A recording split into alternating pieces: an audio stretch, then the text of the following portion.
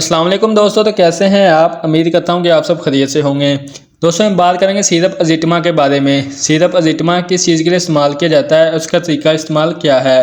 दोस्तों वीडियो शुरू करने से पहले आप सबसे गुजारिश है कि जिसने अभी तक मेरे चैनल को सब्सक्राइब नहीं किया जल्दी से मेरे चैनल को सब्सक्राइब कर लें और बेल आइकन के बटन को प्रेस कर लें ताकि आने वाली तमाम मेडिसिन के रिलेटेड वीडियो आप तक बर वक्त पहुँचती रहें।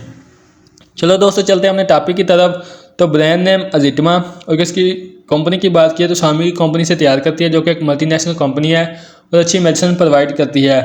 इसमें मौजूद फार्मूला की बात की तो इसमें अज़िथ्रोमाइसिन फार्मूला पाया जाता है और ये एक एंटीबायोटिक सिरप है।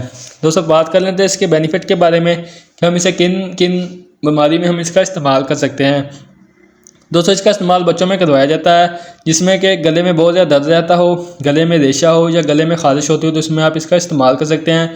इसके अलावा दोस्तों टांसिस में आप इसका इस्तेमाल कर सकते हैं, यानी कि गले का फूल जाना, कुछ भी खाया पिया ना जाना, अगर कुछ भी खाए तो उल्टी की कैफियत होना, इसमें आप इसका इस्तेमाल कर सकते हैं।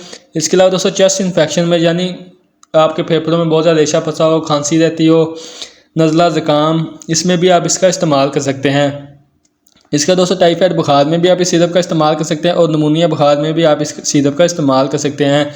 इसका दोस्तों स्किन इन्फेक्शन के लिए, यानी कि आपके जिस्म में कोई खारिश की वजह से दाग धब्बे बनना शुरू हो गए या तब फड़े बनना शुरू हो गए, तो इसमें भी आप इस सिरप का इस्तेमाल कर सकते हैं। इसके दोस्तों कान के इन्फेक्शन के लिए भी आप इस सिरप का इस्तेमाल कर सकते हैं। जिस्म में एलर्जी के लिए भी आप इस सिरप का इस्तेमाल कर सकते हैं। इसके दोस्तों अगर आपकी आंखों से पानी बहता हो, गले में कोई इन्फेक्शन हो, तो आप इस सिरप का इस्तेमाल कर सकते हैं। या फिर आपका बहुत ज़्यादा नाक बंद रहता हो, सांस का मसला हो या गले में दर्द हो या गले में खारिश रहती हो, तो इसमें आप इस सिरप का इस्तेमाल कर सकते हैं। दोस्तों ये थे इसके बेनिफिट। अब बात कर लेते हैं इसके डोजेस के बारे में। दोस्तों 1 साल से लेकर 3 साल के बच्चों को आपने दिन में 1 चम्मच दिन में 1 मरतबा देना है या फिर आधा चम्मच सुबह आधा चम्मच शाम दे सकते हैं। और 3 साल से लेकर 12 साल के बच्चे तक आपने 1 चम्मच सुबह और 1 चम्मच शाम आपने इसका इस्तेमाल करवाना है।